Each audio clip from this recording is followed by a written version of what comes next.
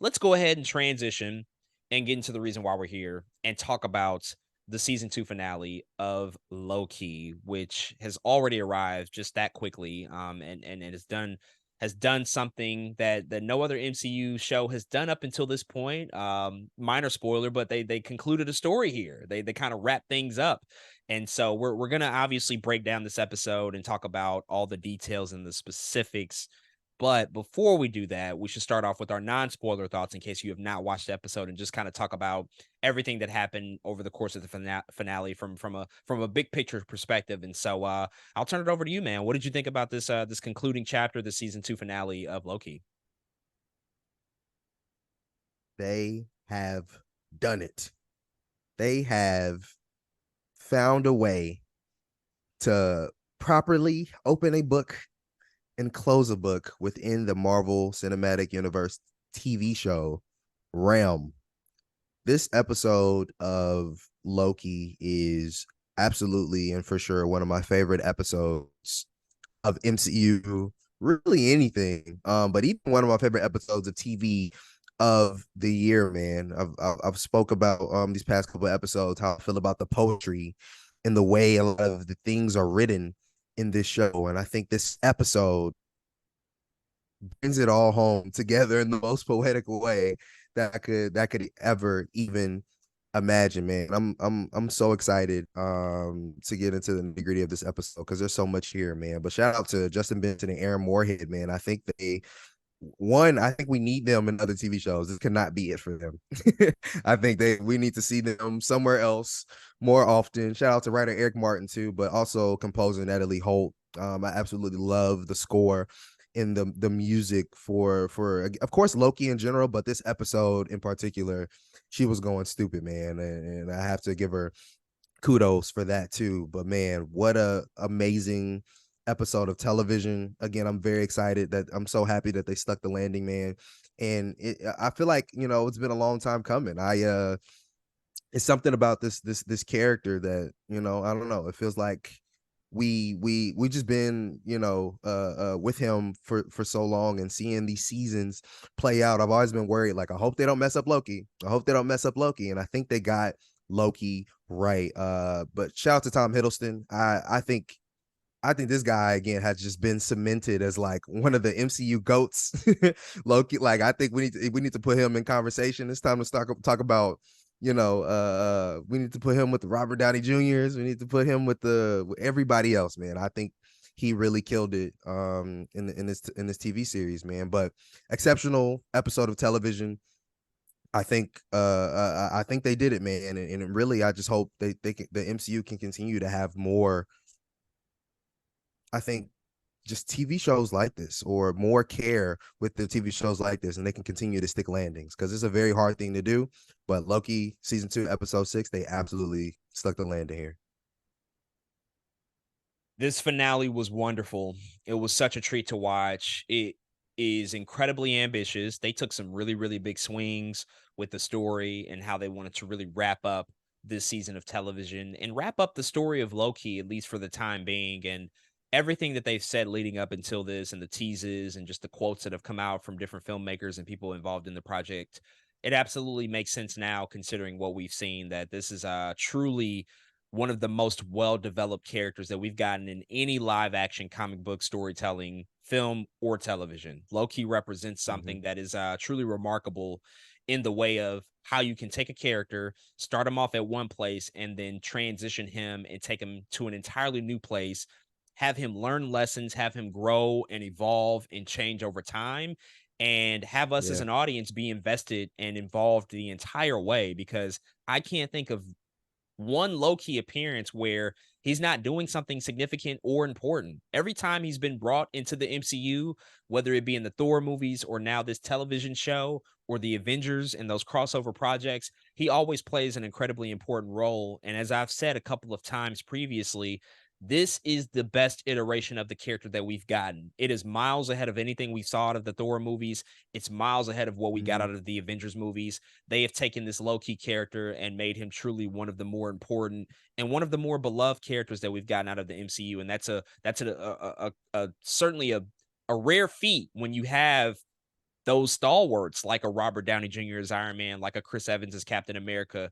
Like there are many, many people a part of this franchise that people love and adore that have done so much for Mhm. so many people. And Loki is up there, top 5 easily in terms of characterizations and just the overall arc that we got. And this episode really, really nailed it in terms of bringing that full circle and making us remember all of the stuff that got us here, all of the moments that have contributed to his growth as a character, and just also sort of the poignant, tragic, and poetic nature of where he ends up by the end of this. And I think that everybody a part of this should be commended, from the filmmaking prowess and the technical achievements, the cinematography, the score, everything to the actual performances in and of itself from pretty much the entire cast.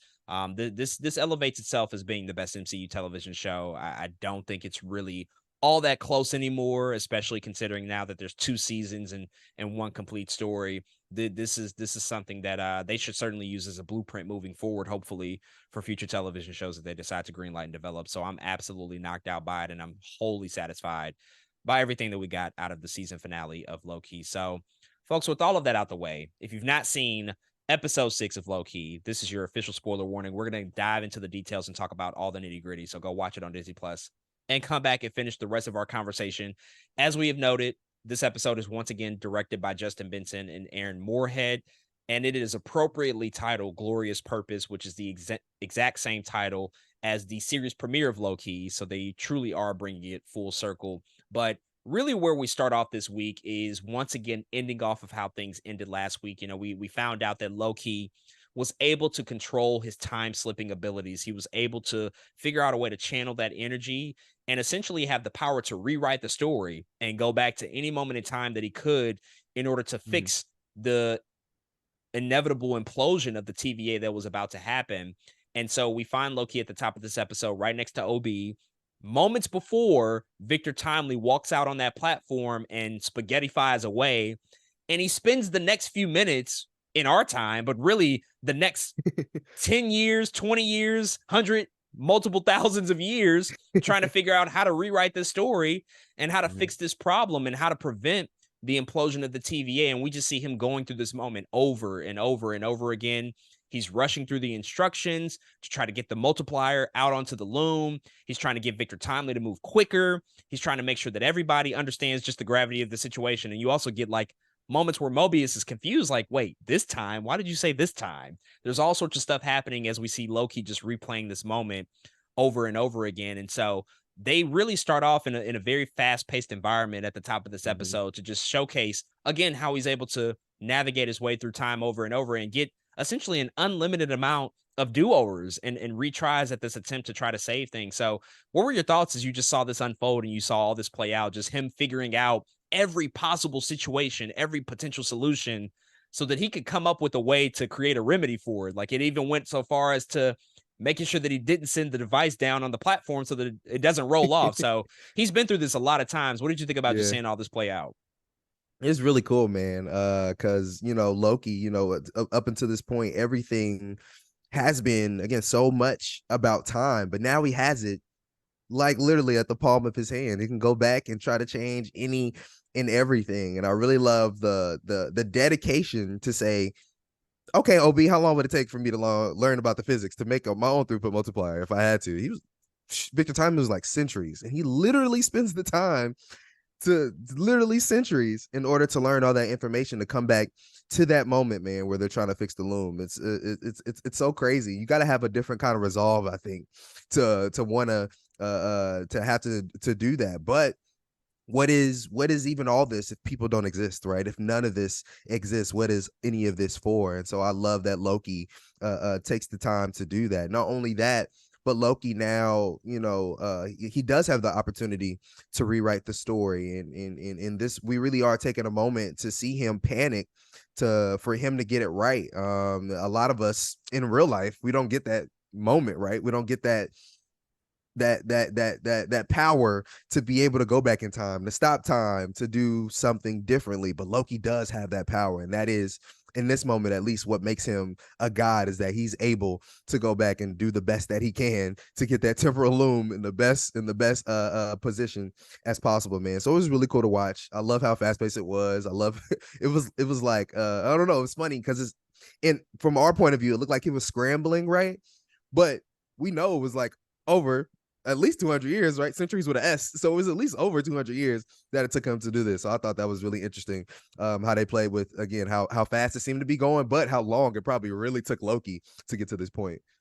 Yeah, once that Beethoven's Fifth kicked in, it's like, oh, we're here for a while. We're just going to be doing the sequence over and over again. It's very much Groundhog Day, reliving Mhm. the same events over and over and learning every possible solution and outcome possible. And when you think about it, like if you were to go back and replay any scenario multiple times, the amount of variations that you're going to see in any given situation would probably result in the thousands or maybe even the millions of just everything that could be possible, the slight differences that can Mhm. change the outcome of something. I mean, think back to Infinity War. Doctor Strange saw 14 million different possible solutions to the conflict with Thanos. Like that can look like any number of ways. And Yeah. that's really what Loki was going through here, to learn just about every possible solution, roadblock, pathway, whatever it was going to be to solve this problem, and then to take it a step further and to have to learn the theoretical physics that it would take to actually execute this plan.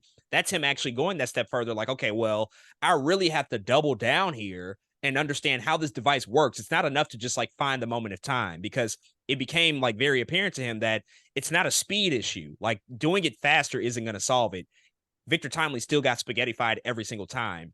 I have to Mhm. go back even further to the time that they first met, have that conversation, and then learn how this device actually works. And that's when I become a master of time. That's when I truly have the power to navigate it and figure it out and how to come up with the solution. And by the time you get to that point on the final try, when they are able to successfully put the multiplier in the temporal loom, what I Mhm. found interesting about Loki's approach in that situation is how calm he was, because he had been through this so many times. He Yeah. wasn't yelling, he wasn't frantic, he wasn't aggressive with everybody. He was like, okay, I know what we need to do. This is how we're going to do it. This is how fast we need to go. Victor, it's time to be brave. He pep talked him through it. And then finally, when he gets out on the gateway to walk the multiplier down through the loom and Loki is on the speaker, like he sounds so calm. He knows Mhm. exactly what's going to happen. Oh, yeah, remember not to sit it down on the pathway so it doesn't roll over. He's like a patient parent at this point because he's dealt with it all these Yeah. inevitable, different amounts of time. And you get the moment where it feels like victory is achieved. The multiplier is able to get to the temporal loom. Victor Timely gets back successfully, unscathed. Like everybody is having this celebratory moment, and it feels like all is good. And then I checked the timestamp on Disney Plus, and it was like 15 minutes into the episode, and I'm like, wait, what? Like, there's no way that this can be over. And by no means was it. We find out very quickly here that all of that was for nothing. It didn't really matter because there are so many infinite branches of the timeline. Mhm. There is no possible solution in which the loom could be able to contain everything. And so, the way that Victor Timely put it, it's like trying to divide by zero. We could do this all day long, but there's no possible solution. There's no outcome in which we can stop this from happening because there's just too many branches. There's too many timelines. And you see that defeat come across Loki. You see exactly what happens in that moment where he just realizes, like, I just spent all of this time doing this for nothing. And now, like, what am I gonna do?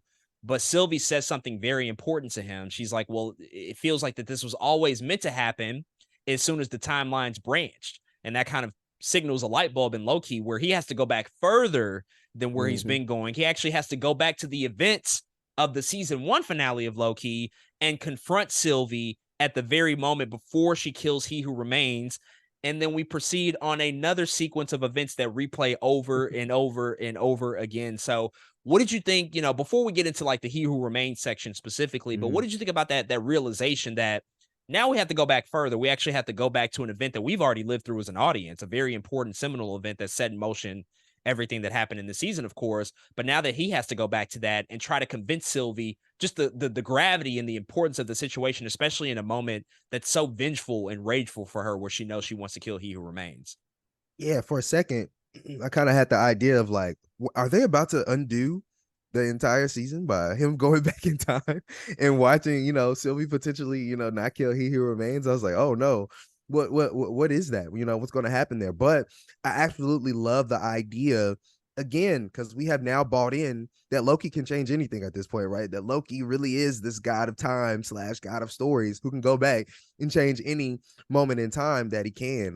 So I like the idea a lot, especially given Sylvie has this is the entire season, no matter what has happened, it always felt like, damn, if Sylvie didn't kill this dude, we wouldn't be in any of this. Like over and over, almost every episode. That's what I kept thinking. Like, damn, if Sylvie just didn't kill He Who Remains, would any of this be like this? And it's like we finally go to a point where it's like, oh shoot, he can change this thing. So I thought it was brilliant to kind of go back to that moment, because it's almost like they were thinking how we were thinking as an audience, like, man, this if none of this, if she doesn't kill this dude, where are we? Does any of this happen? And I love that they finally get to the point where it feels like, oh yeah, if Sylvie doesn't, or if Sylvie doesn't kill him, let's see what happens. Let's see if we can change that outcome. So yeah, it was a cool idea.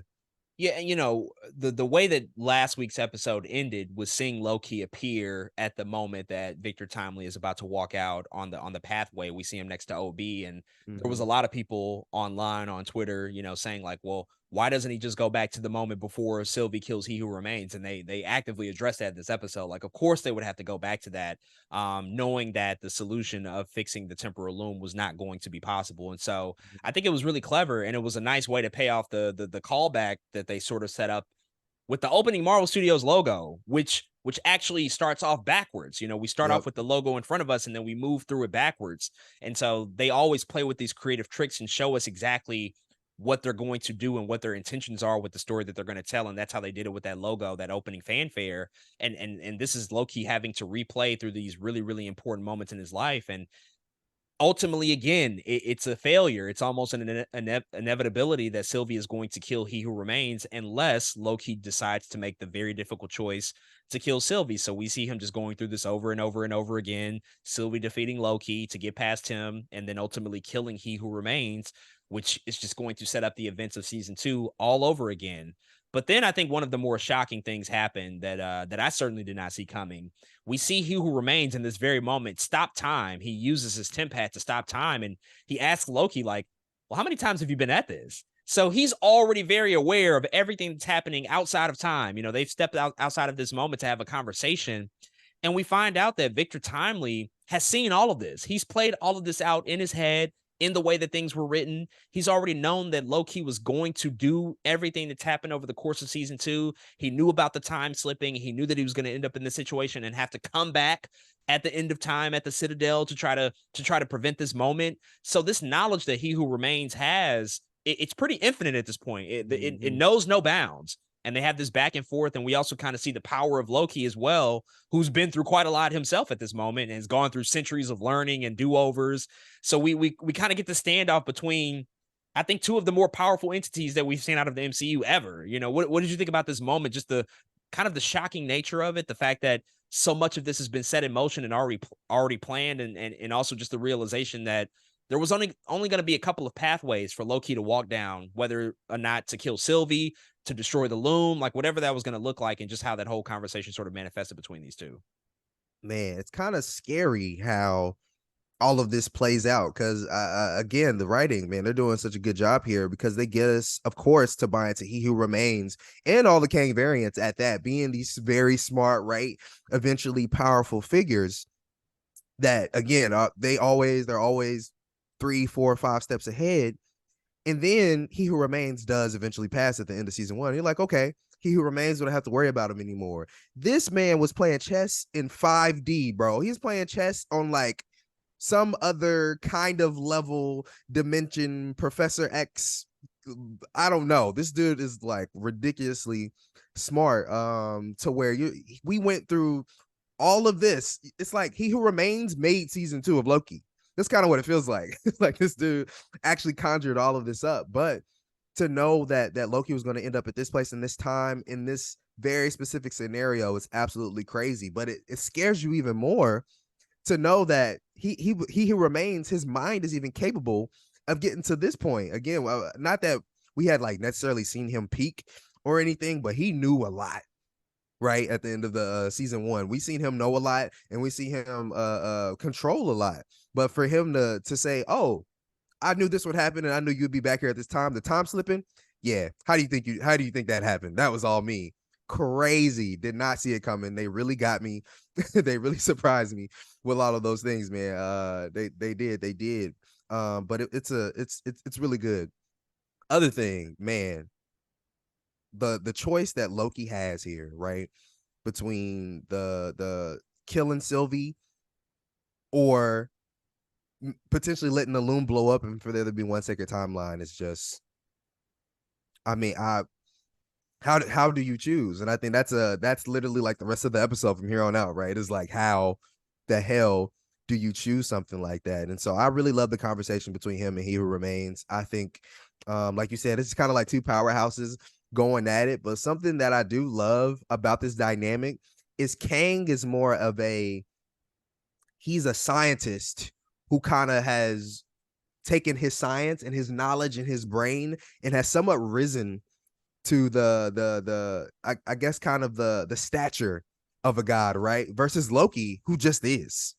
Loki just is a god, and that is literally part of his nature. So I don't know, I love kind of the conversations between them two because you can kind of see and feel the differences in who they are. And so it's really cool seeing all of this play out.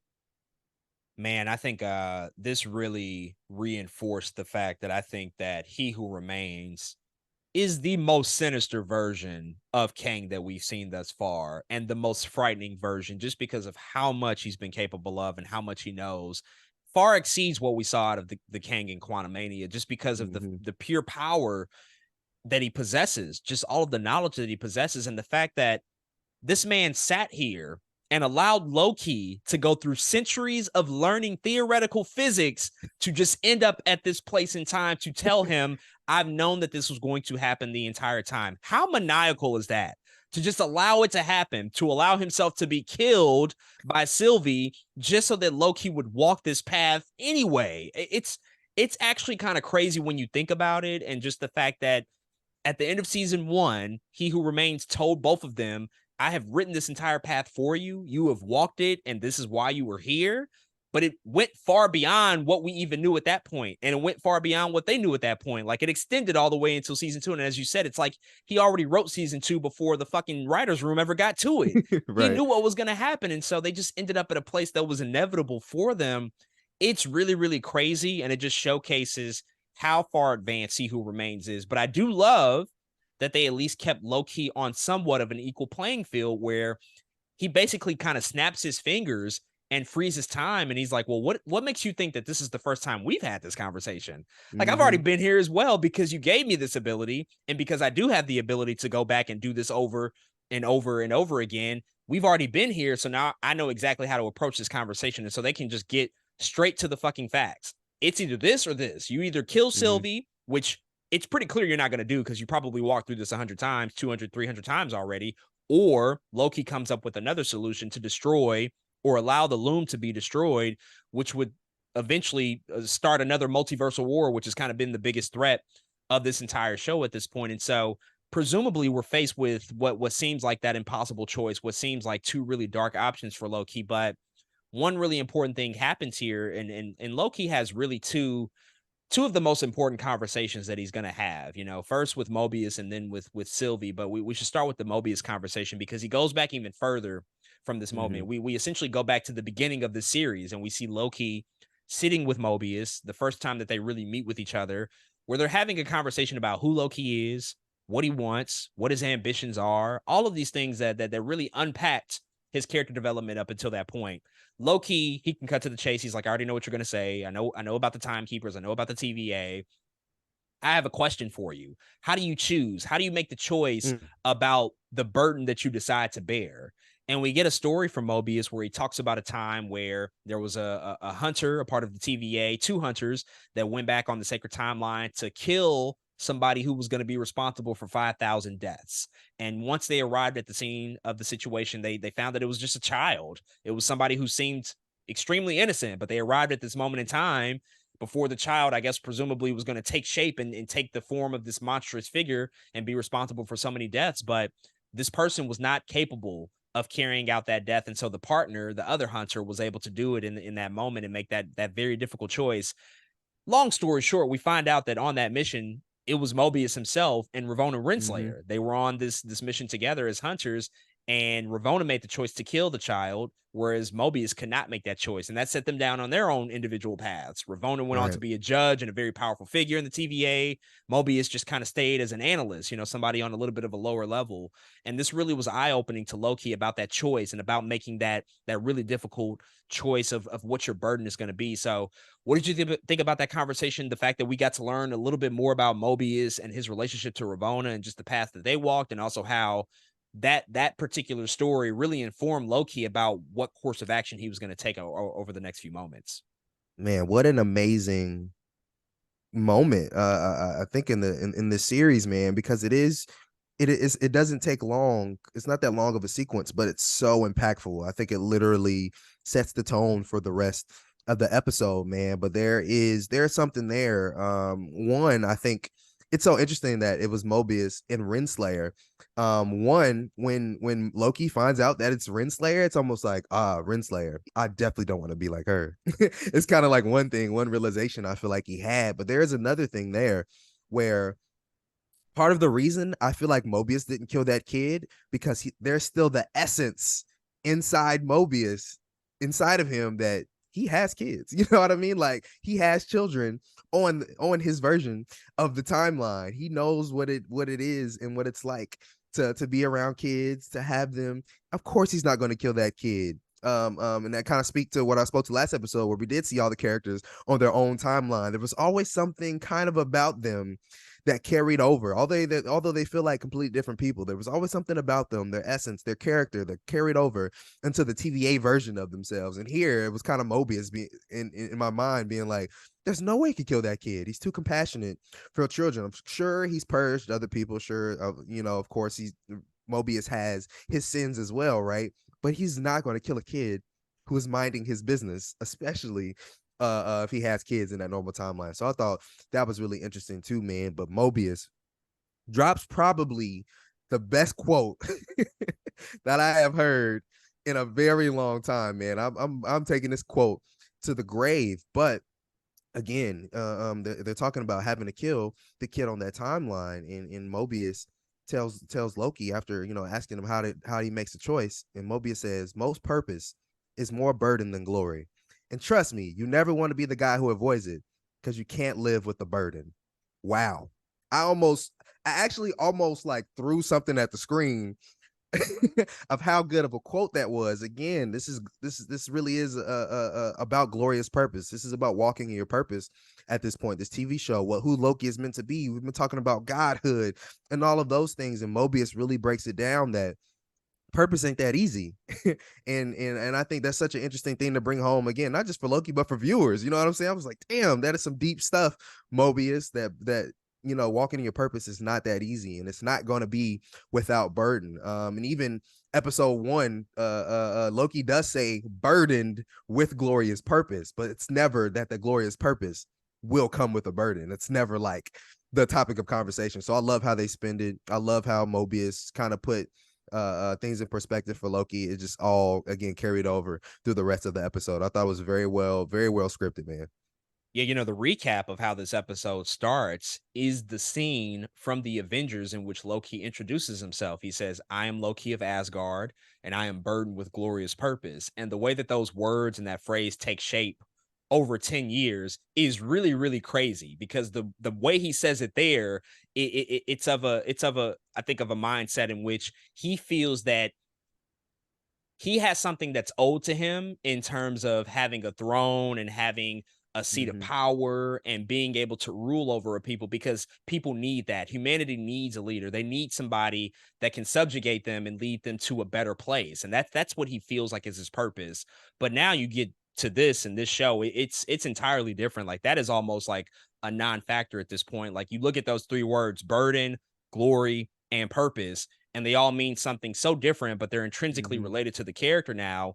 And Mobius, in that one quick second with that quote, is able to really frame it all in a way that I don't think Loki has ever necessarily considered. Because just an episode ago, when he was talking to Sylvie, when Loki was talking to Sylvie, a lot of this was about himself and what he wanted to achieve and what he wanted to do to save his friends and to not be alone and to save the TVA.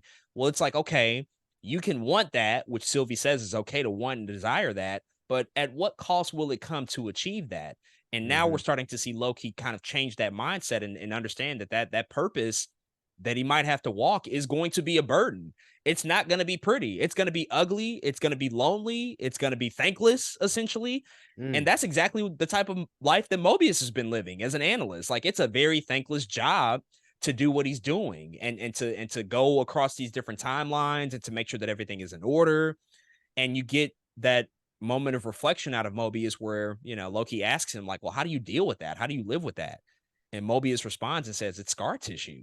Like these mm, wounds are very much still here. Like I'm still living with this every single day. I still think about wow. this all the time. This is painful, but this is what I've chosen, and this is how I have to walk my particular purpose and my particular path. So it was just so poignant and I think so meaningful and really one of the best conversations. And it was so important that it came from Mobius as well. I think Mm-hmm. for Loki to hear that it had to come from somebody he trusted. It had to come from a friend because they are 1000% friends, by this point of the story. Obviously, at this moment, they weren't friends yet because it was in the past, but Loki's already Right. been down that path and knows what Mobius is going to mean to him. And so for him to hear those words was extremely important. But there was one more piece of business he had to tend to. It couldn't be over then. He had to go see Sylvie because there was also still the potential that he could kill Sylvie to prevent Sylvie from killing He Who Remains, which would just strip away all of these potential outcomes anyway. And so he Mm-hmm. decides to visit Sylvie back at the workshop that AD Doug had from the previous episode, where we started to see that timeline also spaghettify and everybody else spaghettify. And right before the moment that Sylvie is able to, spaghettify and evaporate away, Loki freezes time to have a conversation with her, and he's about to break down what he knows and what happens. Sylvie already knows kind of where he's going with it, which I love that choice. I love the fact that like Sylvie is still a Loki also herself. She's still also a guy, so he doesn't Right. have to have as much exposition with her as he would with other people. She can kind of see where he's going. Mm-hmm. But she basically tells him like you're not going to get my blessing if you need to kill me. Like that's not what this is going to be. You're not getting off the hook that easy. Because if you do kill me, the outcome of that is that you will still inevitably strip away the free will that people will have because he who remains will still be in power. So that's also still another super difficult choice. And Loki responds and wonders, but what is the point of free will if everybody dies? Which is Mm, also, I think, an equally valuable and valid yeah. response. And so what did you think about this moment? Another very pivotal conversation that Loki had to have once more with Sylvie before he was going to make the decision that he ultimately made. Yeah. And again, I love this moment too, because the whole time there is on the weighing scale is still kill Sylvie or not. I love how that's like still like on the scale. In this moment, you're like, damn, this dude is really about to have to sacrifice Sylvie. And it's such an interesting idea because, like you said, she is a Loki. And so it's like, is this like some crazy poetic way to say he has to kill a version of himself in order to save all of time? And that's deep within itself, too, right? I'm like, damn, that's also pretty poetic, especially somebody who again they pretty much like dropped the love story completely between those two, right, in this show, which is fine, but that is somebody he did spend time with. That is somebody he did admire at some point in time. They were kind of on the adventure together in season one, you know what I mean? It was kind of them two trying to figure this thing out, and having to go back to her and say, look, I might have to kill you is crazy. And also, like you said, I like how she already knew kind of what Loki was going through and kind of what he was trying to say, without all the exposition. But she's also a woman, and women have like crazy intuition with some of these things. I maybe do. like maybe like seeing the future and shit. I don't know, Yeah. whatever. But she just kind of knew, and so I love this kind of, it's like morality warfare between them two because they both have good points. This is completely kind of off subject, but Obama was low key talking about the Free Palestine stuff, and they were interviewing him, and he was like, "There's a lot of shit, low key." That's what Obama was trying to say. He was like, "It's not that easy to always come to a conclusion, to always go fight for the other country, because there's more to it than that." And that's kind of what this felt like, of them arguing back and forth, is like there's just a lot and there's more to it than that. Sylvie was kind of right about her ideas. Loki was also kind of right about the ideas that he was giving back. In Sylvie, she does say something that's even more important almost though, because she says, "Who are you to decide we can't die fighting? You're just replacing one nightmare with another." And that was almost like more right. At the time, I was like, damn, that's also a really good point. In yeah, man. And again, they come to the conclusion, or she says, sometimes it's okay to destroy something. And I love that it's just Loki's going back and forth. Part of me wishes if there was like a council of Lokis, we might have figured this out a long time ago. Because Sylvie and Loki going back and forth, they're saying some real shit that I think have always have greater implications, realizations. But Loki says, if there's hope that you can replace one thing with something better, of course, that's when everything is like, oh shit. But what I still think the show Loki is talking about police reform. I don't care. Yeah. I'm like, do y'all hear this? Y'all not talking Yeah. about police reform here? What's going on here? I really do feel like there's some things in there about that. But man, Sylvie and Loki was talking that talk, man. Right up Mobius. This was literally like 10 minutes of some really good ass writing that I really appreciated, because the dialogue, it was smooth, it made sense, it was smart, and I love that. I just really love it. I think they were really killing it here.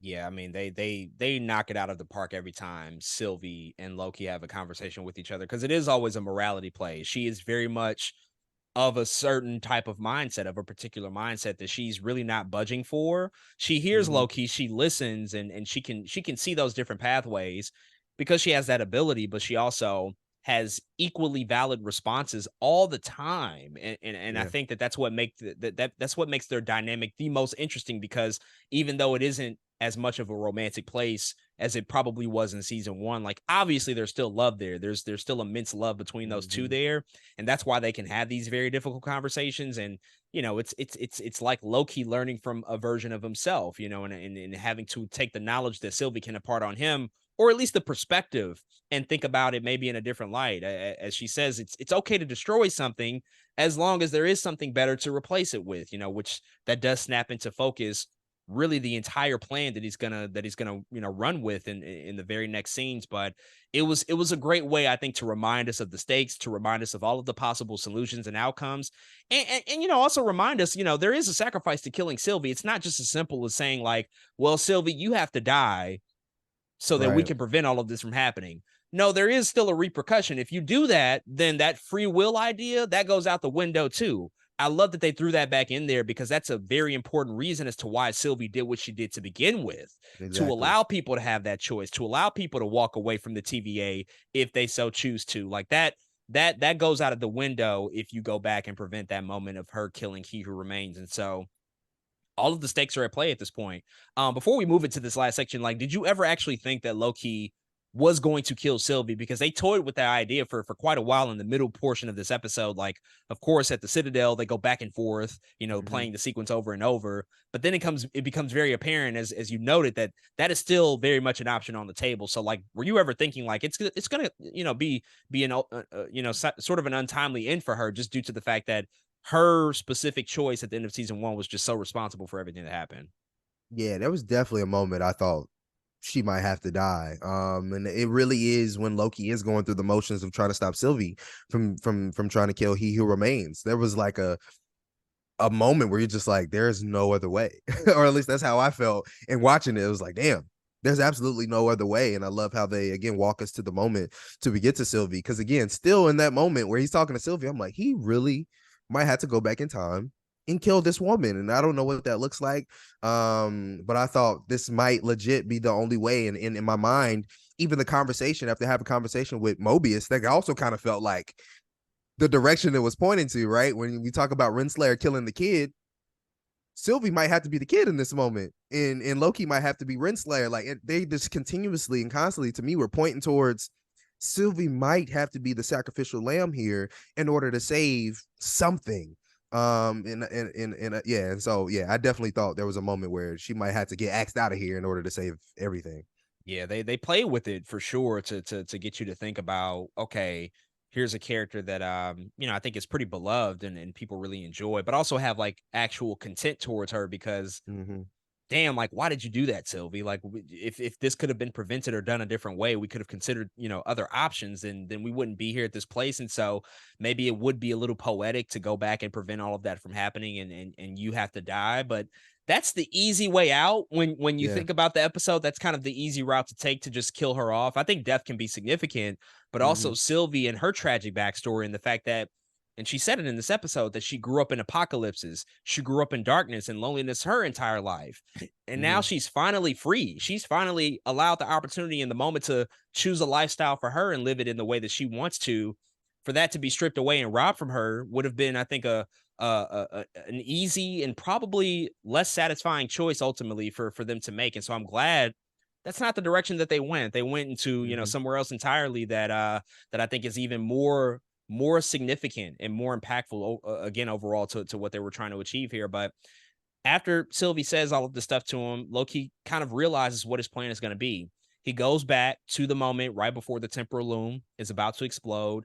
And before anybody can stop him, he goes out onto the pathway. He closes the door behind him to prevent anybody from preventing him from going out on the pathway. So Sylvie can't reach him, Mobius can't reach him, and we get just a really, really powerful sequence over the next few minutes, seeing Loki walk out on that pathway, seeing his TVA uniform shed away and a brand new costume appearing with the cape and the drape and the horns. And we see Loki essentially grabbing all of these branch timelines because he just destroyed the temporal loom essentially. And now he's taking all of these loose branch timelines and he's using his magic to hold them all together, to bring them all together. And as he's walking amongst all of these dying branches, and as he's grabbing hold of them, he walks down the gateway, and we see this ripple in time at the Citadel, and he's able to ascend to this throne and keep everything intact, while using his magic. And in doing so, creates sort of this new tree of time, this version of Yggdrasil, which is very reminiscent of Asgardian mythology that we've seen before, really, really profound in this way, in this visual. And it essentially showcases Loki is now like the new keeper of time. He's sitting on this throne at the end of time, making sure that things stay intact. And so it's a really, really powerful way, I think, to take this character in this direction. But they just do it with this really perfunctory music, this really Mhm. emotional, high tense situation where there's not much dialogue. We just watch it as an audience, and we just see it all unfold. And I think by the end of it, we ultimately realize like what he's doing here, and it's manifesting what Sylvie told him, that you are replacing something that used to exist with something that's supposed to be better. So what were your thoughts about all of this? It's obviously a lot. The new costume, just the way that it all Mhm. looked, the representation of Yggdrasil, him being on the throne. How did you feel about just seeing this moment unfold and what it ultimately means for the Loki character? You know what's really cool about this episode? This episode, Thursday, November 9th, is 1 year after Thor Ragnarok came out, actually. I was like, oh shit, that's pretty cool. Two really good just Loki stories. You know what I mean? I don't know what it is about the character Loki right now, but Loki is turning up across these stories, man. But wow, where to even start, man? I'll start with the walking out in the costume. There is just a moment where Loki just has a realization and he starts to run out onto the walkway, and you're like, is this dude about to just go commit some kind of suicide? Like, is he like, what is this sacrifice about to be? And you know, what's so interesting, because it's like, damn, what if the burden it for him is death? You know what I mean? And that is he doesn't want to sacrifice Sylvie, right? That's also his friend in this time. He also understands Sylvie's resolve at this time. Maybe that's his own resolve, is to potentially do some potentially give himself up. But that's not how it goes at all, man. He's walking on the walkway step after step, and it's crazy. I didn't know what was happening at first. At first I thought he was fading away. Yeah, At I thought first, that when I too. first seen it, I was like, is this dude dying? Is this what's happening? Is like this temporal radiation about to kill Loki in real time? No, he was literally changing into a god. What I love about this entire thing, man, this entire sequence, is he is quite literally in this moment not only taking up the burden that we were just talking about with Mobius, he is quite literally walking in his purpose. I almost threw something at the TV when I realized what was happening. He's quite literally grabbing the timelines and walking. Not only was he walking in his purpose, he was literally ascending to a throne. Come on now. He was literally ascending to the throne. And it was just so beautiful the way it was happening. And in his costume, when you see it, again, I love how it's an evolution, right? It doesn't just appear. It's like the cape comes down slowly. It's like, oh, there's a headband, but there's no horns yet, but there will be horns. The horns come out eventually. It literally feels like it's representing the evolution of what is happening. And of course, this TV show as Loki feels like such a good character arc and a complete character arc that it almost feels like we're watching him evolve into something completely different. This is what his godhood looks like. This is Loki as the god of mischief turning into the god of time, the god of stories, whatever you want it to be, man. What's also interesting is as Loki, as he was the god of mischief, he moved around a lot. Loki was booked and busy. Literally, Thor 1, he's over here, he's over there, he's with Thanos, he's in New York, he's always doing something. But now, as the god of stories, he's just still. He's sitting at the top of the throne, alone and still. I thought that was also just a powerful idea, man. But there's also a moment halfway through the walkway where he has to look back at all of his friends as somewhat of a goodbye. And they're all looking back at him like, what the hell is this dude doing? And there is a shot of where they're all in the dark. I maybe I'm reading too much into it. But I was like, they have no idea what's going on. Of course, they're in the dark, right? They're what is happening? They're watching a god do something. And what's funny is Loki barely knows what he's doing, right? He knows what he's doing. He has resolve of what he's doing, but he doesn't know. I don't know how to explain it. He's like walking into it's like walking by faith almost. He's like, I know I'm powerful enough to do this thing, but let's see if it works, kind of type thing. That feels like the energy he's walking with in this moment, man. Sylvie looked at him and goes, he's giving us a chance. And I really like that too, because all of this is about Loki's losing and having to lose. Nope, not this time, because Loki is giving us a chance to win, man.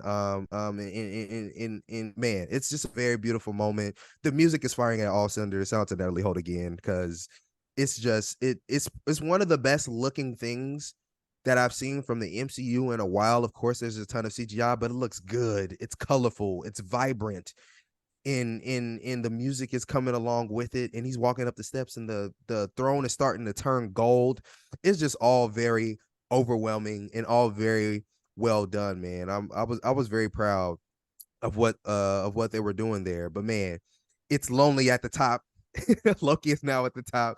He's literally lonely at the top. And yeah, he's still, man. He's more still than he's ever been. He's not moving as crazy as he once was. And that's his burden, is having to be alone versus spending that time with his friends. He can watch them, but he can't talk to them at that point anymore. He can't really interact with them anymore. He has a different a different kind of purpose now, a different thing that he has to do. One last thing I'll add: the tree of Idrisil is really fucking cool. I just love the way it looked. I loved how they made it look like a loom containing all the timelines, and then flipped it on his head and was like, "Oh shit, is that the goddamn sacred tree of Idrisil that connects to?" Again, coming out of all this God of Warness, I was like, "Yeah, this shit is tight, man." So yeah, amazing, amazing, amazing.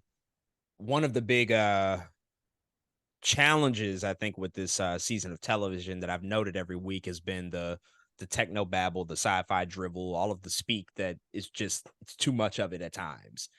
And I was always hopeful that at some point a lot of that would just kind of be thrown out of the window so we could focus on the emotional aspects of the story and the characters. Mm. And that's what this represents here, to where all of that very difficult, meticulous stuff that he was spending centuries doing earlier in the episode, for it to result and come to the place of something that is essentially so simple, of him just walking out, destroying the loom and bringing everything together himself, and literally replacing He Who Remains and becoming that type of figure for all of time, is such a simple concept that leans so much more on emotion because of everything that it signifies to the development of Loki and what he's gone through and where he's been. And firstly, when you see the costume start to emerge, I love the look of it. I think it's a great looking costume.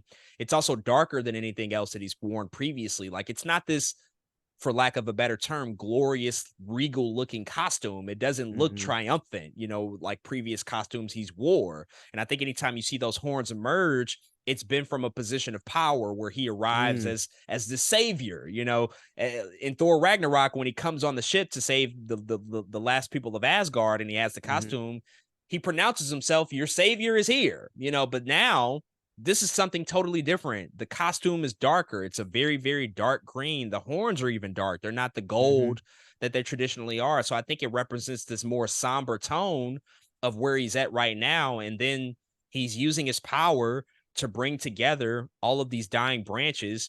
So he's combining the magic of what makes him a god, the magic that he's learned all throughout his life from his mother and from just him being the god of mischief, to also the knowledge that he's accumulated from the centuries of doing this over and over again. Because I don't think he Mm. could be in a place to achieve this without knowing exactly how everything works. He had to learn everything he did from Victor Timely and OB and even Casey to a degree into which he could say, like, okay, well, I could survive this. I could walk out here and do this. And I know that I'm capable of even more than everybody else here because I am a god.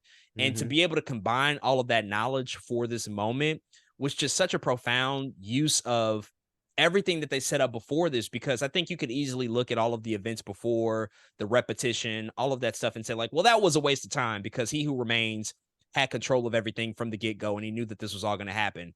But he had to take every single step that he took to even arrive at this place. He had Yeah. to go through all of those conversations, all of those repeated events in order to know that this was even a possible solution, because this wasn't even on his brain, even on his mind, until he had the conversation with Sylvie beforehand. And so all of that was necessary steps to get to this particular place. And one other thing I do love about this too, thinking a lot about the relationship between Thor and Loki. I think Thor and his power in the MCU has been showcased quite often. We've seen how powerful he can be, which is of very, very large degrees. I think one of the most powerful moments that we've ever gotten out of Thor was from Infinity War, when you Mhm. see him essentially power this device to power a neutron star to forge Stormbreaker. He has to bring together the power of a dying neutron star to make sure that this is even possible. We see him nearly kill himself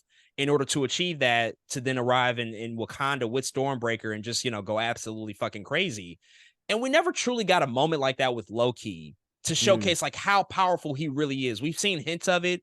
We've gotten Right. moments of him being, the god that he is, but this showcases how strong Loki is and how much he's capable of. And it's a callback to what Richard E. Grant's version of Loki said in season one. Like, you don't really know how capable or how much you are capable of. And we saw how powerful Right. he was in that moment when he was able to confront Goliath and sacrifice himself. And that comes full circle here.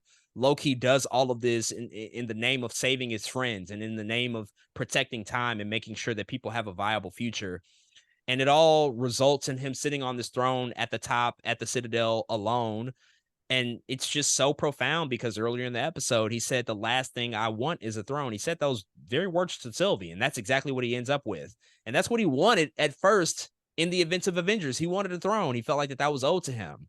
And to now be in a position where he doesn't even want that, but that is where he has to be, that is his purpose, is kind of crazy to take him on that Yep. type of journey and to basically end him up in a spot in which it's the exact thing that he asked for, but it looks totally different than what we ever, I think, thought it could be and what it could look like. Mhm. And so there's so much significance. There's so much, I think that represents just, the type of character that he is and the type of journey that he's going through. So it was a really, really powerful moment. And I think it definitely was emotional. It was high on emotion because you can just see how tragic it is, but also how much it does mean for everybody else involved. And so it takes us to really the concluding moments of this episode. We kind of see where everybody ends up. TVA is sort of back up and running. OB and the rest of the crew, they've been able to reactivate Miss Minutes. No longer is she this killing, murderous, lustful bot. She's now normal again. But they do have to ask the question, like, is she gonna, eventually take over and kill us? That's always the question with AI.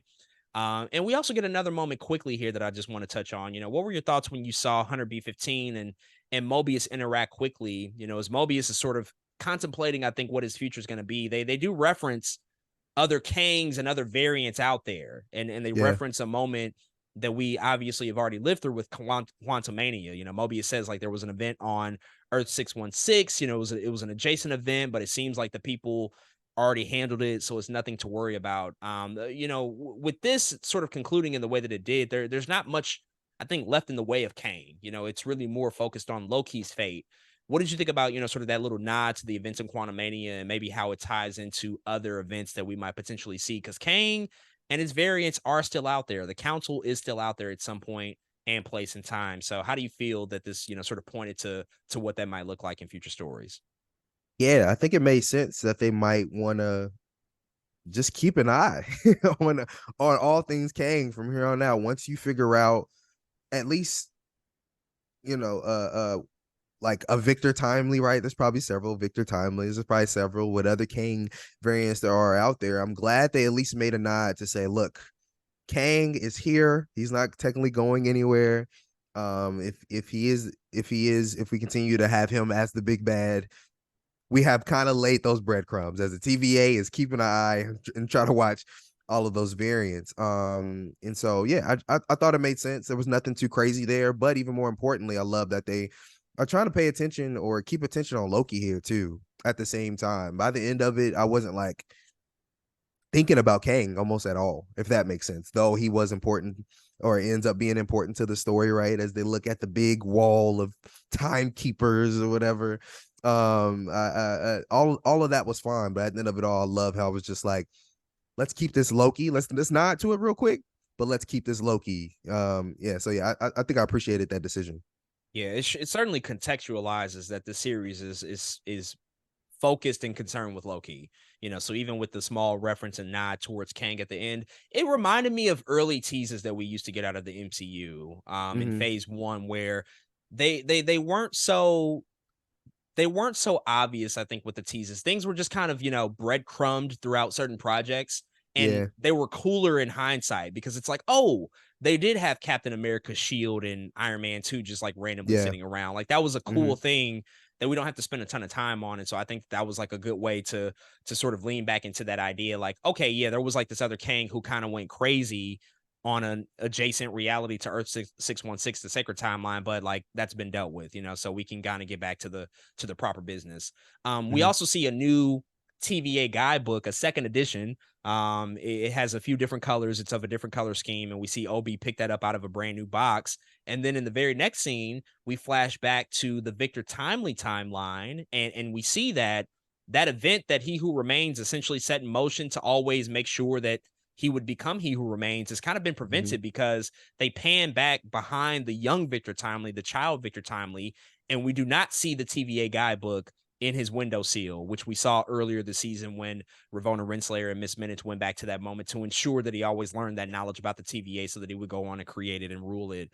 That does not happen. So presumably we're led to believe that Victor Timely can live a peaceful life, live a life as an inventor and never be confronted Right. by this reality of becoming a variant of Kang. What did you think about that moment and how they sort of set that up, that there's a new TVA guidebook, they're altering the course of history in a certain respect?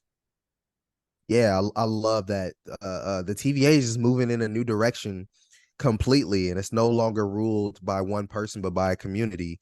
Which I think is really cool, man. Everybody kind of has their hands on different things. And yeah, I actually love that they actually showed and went back and kind of took away the moment we seen from early in the season of Victor Timely getting that bug through that window. I was like, oh, that's kind of cool. He looks back and there's nothing there. I thought that was really cool. It felt like I don't know, one of those time movies, the ending that we've seen before. I was like, ah, yeah, I like that. But yeah, I love how everything is moving forward. I think it's interesting that they did decide to do that though, because knowing that all of these Kang variants will pop up. Part of me likes the idea that we know probably none of them are going to be Victor Timely variants, if that makes sense. It's going to be some other name somewhere else. Because I remember coming into the series after learning about Victor Timely, I had a question myself as a comic book nerd of like, is there no Nathaniel Richards here? You know what I'm saying? Like what's happening, or what's going on with the Richards of it all? What's going on with in that connection? And so there's still opportunity to make that connection if they want to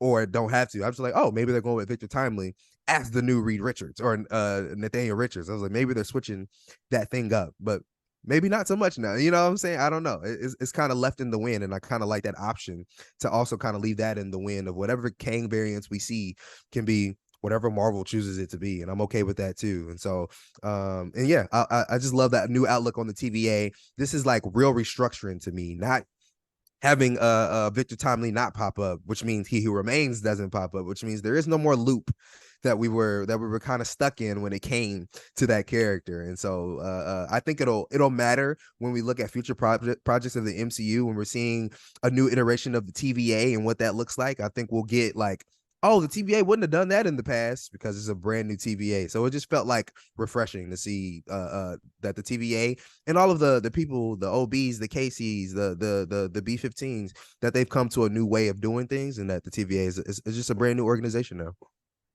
Seeing Victor Timely, the young boy, not get a hold of the TVA guidebook, it's almost a reversal of meaning of what Miss Minutes told the older Victor Timely in a couple of episodes ago, where she said, "You will never be him." Well, that takes on new meaning in and of itself, because now That's he true. truly never will be him, but it's not a pejorative. Like, it's not a terrible thing that he won't be him, because Mm-hmm. what we saw in the series is that Victor Timely isn't a bad guy. He's actually like a good guy. He was on the side trying to save the TVA. He was Mm-hmm. using his knowledge and his presence and his aura to try to make sure that things were okay. And by the way, I do have to say, like, everything we saw of Jonathan Majors in this episode was fantastic. It was really, Killing really it. good. Like, from the He Who Remains stuff, Mm-hmm. again, showing that sinister side of what a Kang variant can be, a real cerebral element to who he is, to the Victor Timely, sort of unassuming scientist who's trying to use his knowledge for good. And, even earlier in the episode, like those moments of celebration, he's like, "We did it." Like, oh my God, he was genuinely happy. He just like raised his hands and like didn't say anything. It was Pumpkins, pumpkins. Like, what was that? Like, it whatever that means. came out of nowhere. But it's like, I think it's good because it's like, this guy is awkward, he's quirky, but Mm-hmm. he is like innocent to a certain degree. Like, he's not this bad guy. So this version of that Kang variant can still grow up to be that. He can grow up and I guess not be corrupted by these other variants. And I think that Mm-hmm. Victor Timely is now removed from the equation of being a Kang variant. That's just one less variant that will ever exist. And I think that that's a good thing, because we can see what can be good that can come from that. So I like that. He doesn't get a hold of the time of the guidebook. Um, the other like big moment before we get to Moby is Ravonna Renslayer. We haven't seen her in a couple of episodes. She got pruned in episode 4. We didn't see her at all in last week's episode, but we see she ends up at the end of time, essentially like everybody does that gets pruned. And she looks really sad, she looks really despondent in her situation. It's Mm-hmm. kind of ironic that she ended up in a place where she sent so many people across her life. She ended up in that very spot. And they kind of signal to us that she's confronted by Alioth, who's that big monstrous figure, at the end of time that essentially consumes people. What did you think about that moment that we just got, one more quick sequence with Ravonna to see like what her fate ultimately was, but then also the choice to kind of cut away from it before we actually see what happens, before I think inevitably she either confronts Alioth herself or she tries to run and escape his grasp. Yeah, it's just one of those things, one of those measures for Marvel to like put a character in limbo to use them at some point if they want to, or not use them if they don't want to. Because if you don't see Renslayer after this, I think you understand where she is and where her story, kind of ends. At that point, if you do see her, she got away from alive. You know what I'm saying? Like you're like, oh, she got away and she figured it out. So I don't really mind the decision for them to do that or keep their hair. I will say she definitely is a victim of what goes around comes around, though, because that her putting her in front of Elias, I like that idea. I like that because this woman, man, she purging kids. She was trying to kill whatever. I mean, this woman had a lot going on. So yeah, I let the decision for Marvel to do that. I am interested to see if they do use her, how they do. She is still, at least comic book wise, still important to the Kang character. You know what I'm saying? Like she still is kind of the love interest of Kang. So I wouldn't be surprised if we seen her again. But again, if we don't, I guess, she lives at the end of time, which is her version of hell, in somewhat. So I think it all makes sense and it all came full circle for her. No complaints there. Yeah, I'm glad that they at least, called back and showed this moment. We kind of needed to see this, to see like what her fate ultimately was. But it is ironic and it is appropriate for her, to be in this place where she's just sent so many individuals, probably countless individuals, across their time, and now she has to deal with this herself. And so yeah, whether or not we see her again, I'm not even concerned with. Like Hmm. I'm of both minds. Like if she comes back, cool. I'm sure that they'll have a good purpose for her. But if not, then her story is also pretty complete. That is its own version of an arc. It's not like a great ending for her, but that is an arc, to a certain extent that she Hmm. now has to deal with this and be in this place in which she sent so many people. And so, that's a reality for her. Mobius has another, sort of very, very revealing moment where he makes a choice to leave the TVA and to go see what his life looks like in the real world. Essentially, he's finally, sort of ready to confront what that is. And so him and Hunter B-15 have a really tender moment with each other. He's like, who's going to mission an old washed up analyst? And she reassures him like, I'm sure one or two people will. And we do see the TVA sort of in a better place. People are back. The judges, sort of in power. There's a whole war room of people involved in it. I like what you said earlier about a community. There's a lot of people Hmm. making decisions. It's not just ruled by one person. But Mobius makes a choice to leave and to just go see, what his life looks like. And we see what we saw last week. We see the other Mobius in this timeline with his two young boys. He's having, playtime with them out in the front yard and, sort of interacting with them. And the Mobius from the TVA is just standing by watching, and Sylvie arrives and just, has one more final moment with him. And they talk about Loki and say that it's strange that he's not there. And Mobius just he leads it off and says, I'm just gonna stay here for a while and let time pass and just sort of absorb this and live in this moment. So how did you feel about where they ultimately took Mobius? That he was kind of ready to see what his life looked like outside of the TVA and to sort of confront that it's probably a better life, it's probably a more fruitful life. But also the fact that he can't really interact with that version of himself because it is still like a different version. Like he can't go just play with the kids. He just has to be a bystander, and sort of just witness like what exists for him outside of the work that he does with the TVA. It's funny because I think even in this moment, knowing the quote he says to Loki after Loki goes back in time to that kind of first episode moment where he does say the most purpose is more burden than glory, kind of comes back here almost full circle for Mobius too, right? Where maybe potentially his purpose is at the TVA and not necessarily on the timeline with his boys, right? And I think that is even potentially the burden for him, is knowing that sure, he loves his life and he sees his life with his boys and jet skis and all of that, but maybe that's his burden, is he can't live that life. He is now TVA Mobius. And I think that's interesting, but I also love how the he had to go see after Loki makes that sacrifice, right? After Loki does pick up the burden to become the Tree of Yggdrasil and all of these things, he says to B-15, he said, I have to go see the thing that we've been protecting this entire time. I absolutely love that quote. Because Mobius has had his mind wiped like everybody else. He has been one of the people that has been afraid to go see what their life was like on the timeline. And he finally gets to a moment, and it finally takes Loki to make that sacrifice for him to be like, yeah, I kind of need to go look. I kind of need to go see what I've been, yeah, what we've been doing all of this for, because that's also important as well. And for him, Sylvie asked him what's he's going to do here, and for him to say, man, I'm just going to wait here for a little bit and let time pass. I love that because he has lived outside of time for so long. Like, they all really have, right? But none of them have gotten to see the natural things that happen over time in life. He probably is sitting there. I don't know how long he's going to sit there, right? But he's sitting there. He's probably watching his boys potentially grow up. He's probably watching a day go from sunlight to sundown. That's not things that they watch every day. Watching time pass, watching grass grow and plants grow, watching things progress is now kind of the gift that Loki has given really everybody at this point. Loki has kind of given them this gift of being able to watch things and to let time pass. And so I love how he goes back and he just gets to kind of ruminate in that, kind of sit in all of that time, man. So man, what a I think a complete arc for Mobius as well. Somebody who was purposely ignorant to all of it. He wanted to be ignorant to a lot of things. He wanted to live in the ignorance is bliss kind of realm, right? But again, it came full circle, and now he knows maybe he needs to know because that's his burden. Yeah, that's the scar tissue, right? That he can choose to Mm-hmm. live with. And he's built for it too, which I think is also important that Lobius has been through some of these more tragic elements before and he's learned how to live with it and how to, just sort of have it naturally adjust to the life that he's chosen to live. And I do think that that's really is, kind of where he's going to end up, that he will eventually go back to the TVA, which is why it was important Mm-hmm. for B-15 to tell him that, you'll always have a place here, you'll always have a seat in the room, because I think that is truly his calling at this particular point, because this other Yeah. version of himself with his young boys, that's not something that's feasible for him at this particular time.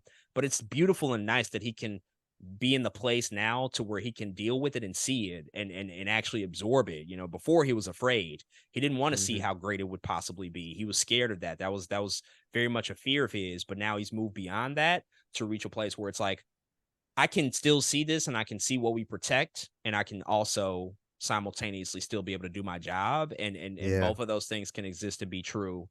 And I think Mm-hmm. that that's a huge element of growth for him, and that really brings his character to a place that he was not even earlier in the season. He was not there. He had to work to get there and ultimately see like everything that was lost and everything that was potentially going to be lost, ultimately to see like there's actual gains here, and it's beautiful for me to see this and to have the ability to go see this. Like I can even like make the choice to go see this. That in and of itself is a privilege, because other people That's can't true. do that, and so Mm-hmm.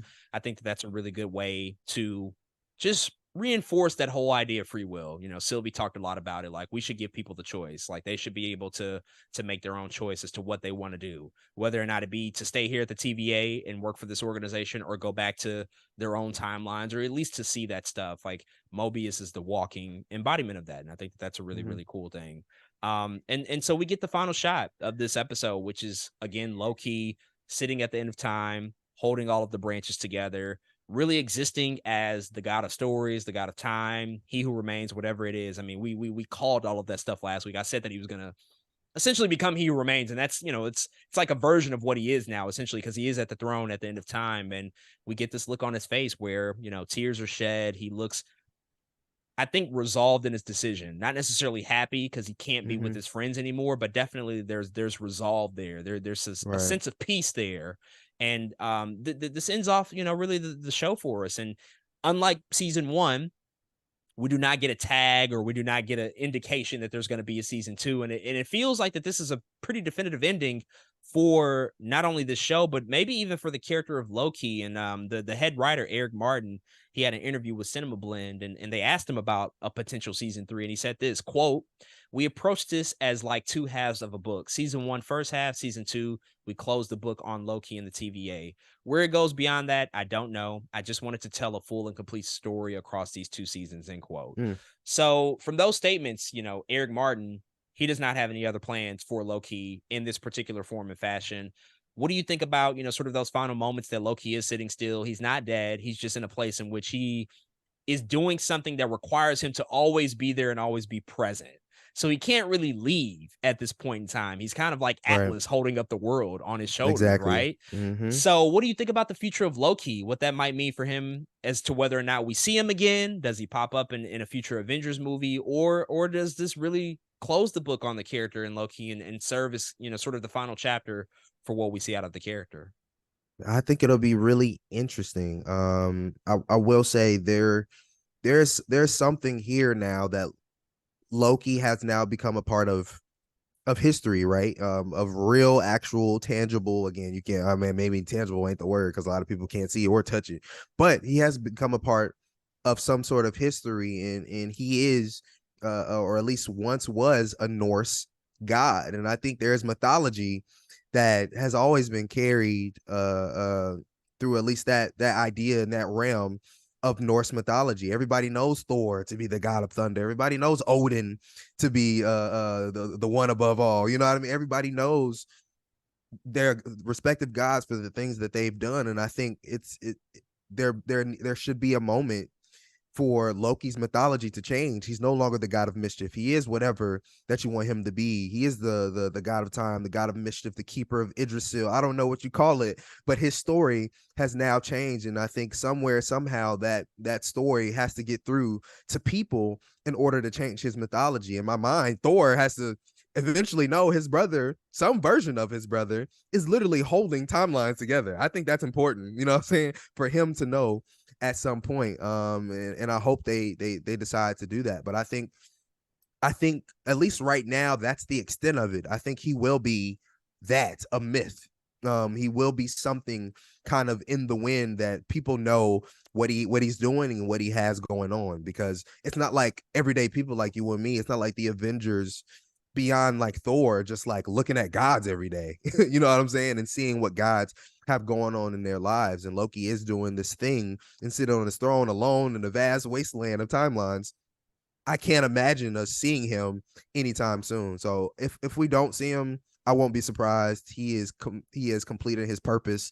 He has done what he needed to do. He is sitting on the throne that he didn't even want anymore, which is very noble. That's actually how a lot of kings are chosen. If when they don't want the throne, they usually end up with it the most. But I think they'll leave him there for a while and leave him as a talking point and some other things. Though I think something will happen. Mobius will meet somebody and be like, "Oh yeah, well Loki is holding the timelines together right now somewhere," and everybody gonna be like, what you just say to me, the Loki that we know, you know what I'm saying? I think that's what's going to end up happening. And that's where kind of Loki will pop up. But other than that, I really doubt we'll, at least not yet. We'll have to see how it plays out. But I doubt we'll see him in the flesh for a while.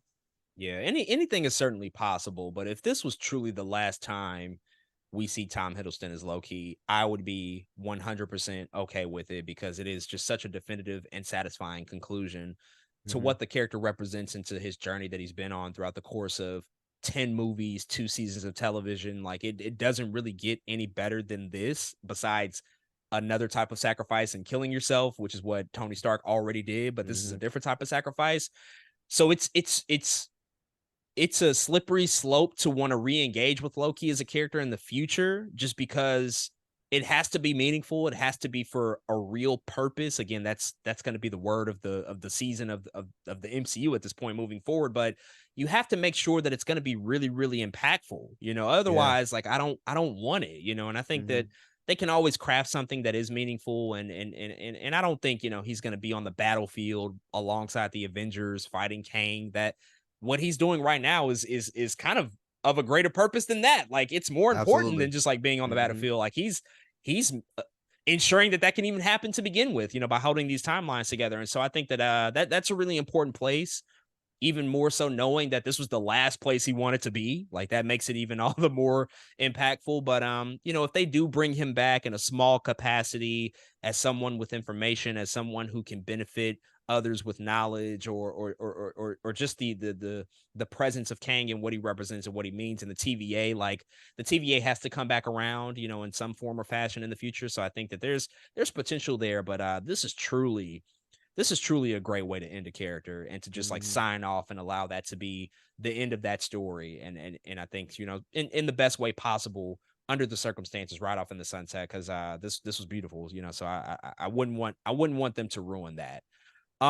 As we wrap up here, got to get your overall thoughts about, of course, season 2, but now knowing that this is kind of a 2-season story, Yeah. 12 episodes of the Loki story that they told over the course of these past 2 years. What are your overall thoughts about, the place of where Loki has gone as a character? But I think on an even bigger level, as it relates to a lot of what we've talked about, what's possible for Marvel in the realm of television? Because they just proved that they can do this. They Mm-hmm. can do it if they have the right amount of drama, the right amount of stakes, the right characters, and the right Yeah. creatives and filmmakers. There's been a lot of controversy and a lot of criticism towards their other television shows and just Mm-hmm. the lack of clarity and vision that it seems on the surface. But they're proving it here with Loki that this is something that they could excel at. So what are your overall thoughts about what Loki sort of contributed to the recent phases of the MCU storytelling and how they can hopefully use this moving forward for more stories that they decide to tell? This TV show, I think, officially set a new precedent for what is definitely and absolutely possible, not even only within the MCU television shows, but what's possible in some of these projects and movies. This TV show looks better than a lot of MCU projects. Not only that, but the gravitas, the weight of how this project feels is also different, right? We've talked about how we've had concerns about whether TV shows felt important enough to watch, right? How they felt, are they connected to the MCU at all? Do you even have to watch any TV shows? This felt like a real true testament to, not only does this matter because you care about Loki, right? As a character, and you've seen him, and you want to see all the things and character development that Loki goes through, but this man holding on to these timelines in a tree at the end of time is like, in my mind, that's required viewing. Like, you need to watch this TV show. Like, hell yeah, you need to watch Loki season 2. And again, it's not only because of that, but because it's good. And I think that's absolutely important, man. I'm looking forward to what the MCU could potentially do. I just hope they can understand what made Loki work. They can understand that they this they knew the ending before they knew the beginning. So a lot of times, that's why I think Infinity War works so well. Is because a little shortly after Iron Man, right after they figure out all of this thing works, after they figure out the machine that works, they were like, okay, I knew they knew the ending. Like, they knew that they wanted to get to Thanos at some point. They knew kind of somewhat how they wanted to get to Endgame, and Loki kind of feels like that. Loki, 2 chapter series, they knew exactly how they wanted Loki to end, and so you're able to take the meat and potatoes and make it look good. You're able to refine and do things that you might not be able to do, versus putting out projects and leaving things open ended that you have no idea where it's going to go. Sometimes that's okay, right?